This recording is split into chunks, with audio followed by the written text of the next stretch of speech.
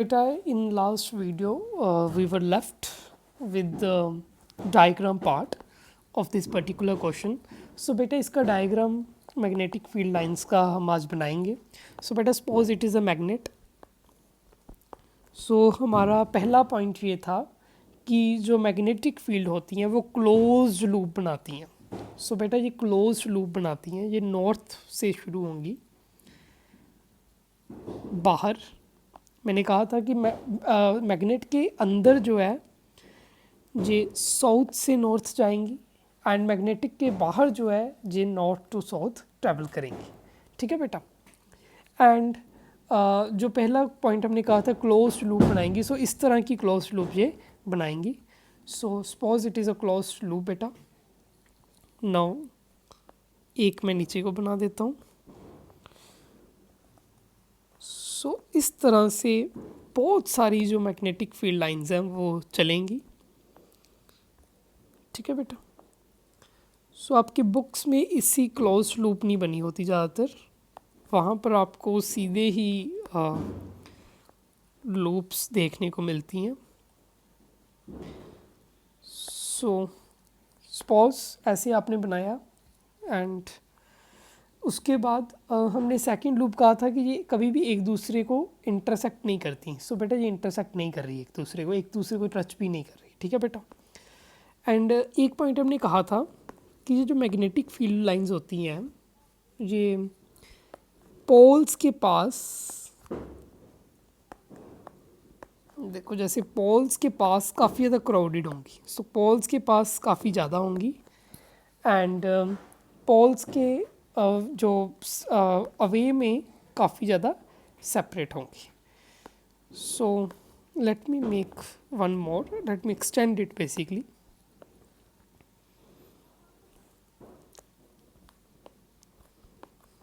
So I have extended, okay, sorry, so let me make it quite like this. Okay beta. So this is the way to make a diagram. So it is south pole and it is north pole. ठीक है बेटा. And these are magnetic field lines. ठीक है. So this is the diagram. Now coming to next point. Okay. Question है बेटा कि magnetic field lines एक दूसरे को इंटरसेक्ट क्यों नहीं करती. So now write the answer. So लिखो because if they intersect each other. बेटा अगर ये एक दूसरे को इंटरसेक्ट करेंगी, each other, intersect each other, तो होगा क्या. सो बेटा क्या होगा, इसका मतलब ये अगर वो इंटरसेक्ट करेंगी सो देयर विल बी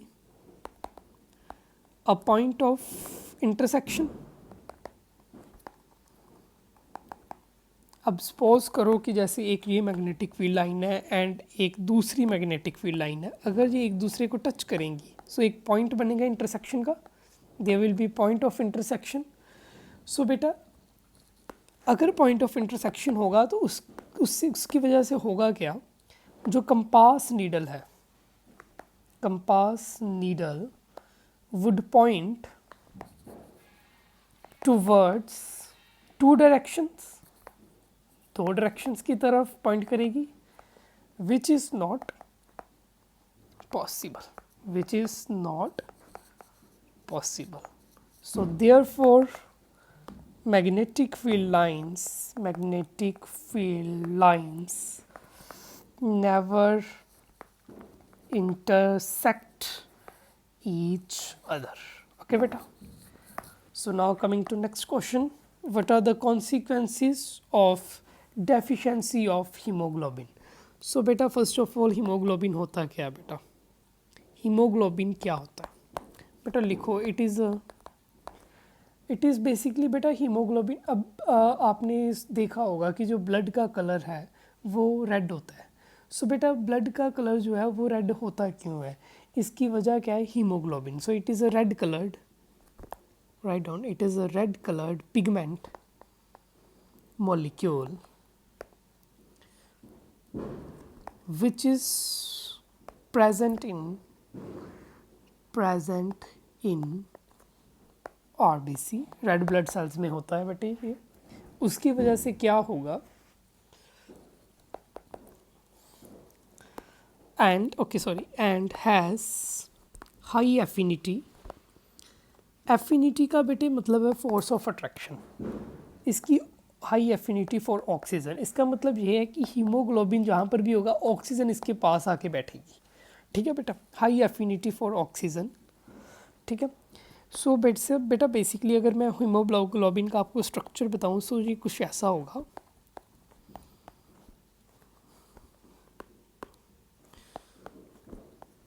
सो इसके पास जो 4 सीट्स होंगी बेसिकली, एंड हर एक सीट में क्या होगा, एक एक ऑक्सीजन आके बैठ जाएगा। ठीक है बेटा, so it is oxygen, it is oxygen, it is oxygen, it is oxygen. So इसका मतलब क्या है कि 1 मॉलिक्यूल ऑफ हीमोग्लोबिन, हीमोग्लोबिन जिसको मैं HB लिख रहा हूँ, HB carries 4 molecules of oxygen. ठीक है बेटे, ये 4 मॉलिक्यूल्स ऑफ ऑक्सीजन को जो है वो कैरी करेगा। सो बेटा अब हमें पता है कि ऑक्सीजन की जो सप्लाई है वो कौन करेगा, haemoglobin. So if there is deficiency of haemoglobin, so question क्या है, क्वेश्चन था कि अगर हीमोग्लोबिन की डेफिशिएंसी हो जाएगी, अगर हीमोग्लोबिन कम होगा बॉडी में तो होगा क्या। So if there is deficiency of haemoglobin in body, so बेटा क्या होगा कि ये जो ऑक्सीजन हीमोग्लोबिन के ऊपर आकर नहीं बैठेगी, इसका मतलब क्या है कि आरबीसी में ऑक्सीजन कम हो जाएगी।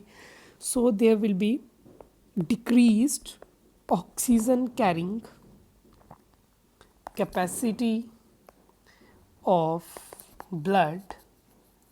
ब्लड ऑक्सीजन को कैरी नहीं कर पाएगा, उसके वजह से क्या होगा, there will be a condition called as anaemia. So anaemia हो जाएगा। ठीक है, डिजीज़ हो जाएगी basically called as anaemia. So basically it is medical condition. Okay, so now coming to next part which is about small intestine. बेटे अब small intestine में क्यों क्या है ऐसा खास कि ये एब्जॉर्ब कर सकती है डाइजेस्टिव फूड को। सो बेटा number 1, small intestine has small finger like projections called as villi। बेटा जिनको हम विलाई कहते हैं, ऐसी कुछ प्रोजेक्शंस होती हैं। Suppose it is small intestine, and in small intestine ये इसकी जो म्यूकोसा है वहाँ पर ऐसी विलाई होंगी, इधर भी होंगी। ठीक है बेटा, सो आपने जो स्ट्रक्चर बना देना है। अब ये विलाई करेगी क्या, they increase surface area for absorption. So इनकी वजह से क्या होगा, सरफेस एरिया जो है वो इंक्रीज हो जाएगा। So therefore which increases the absorption। इसकी वजह से absorption जो है वो ज़्यादा होगी। एंड इसका पॉइंट नंबर 2 ये है कि ये जो विलाएँ हैं, अब सपोज करो दीज आर विलाइज,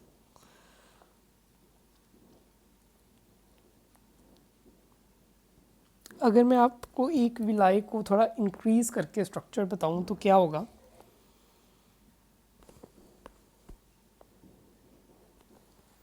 सो कुछ ऐसा स्ट्रक्चर होता है।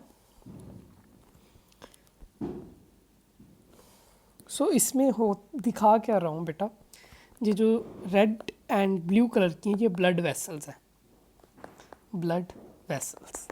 सो ये जो विलाई होती हैं इनके पास हैव क्लोज नेटवर्क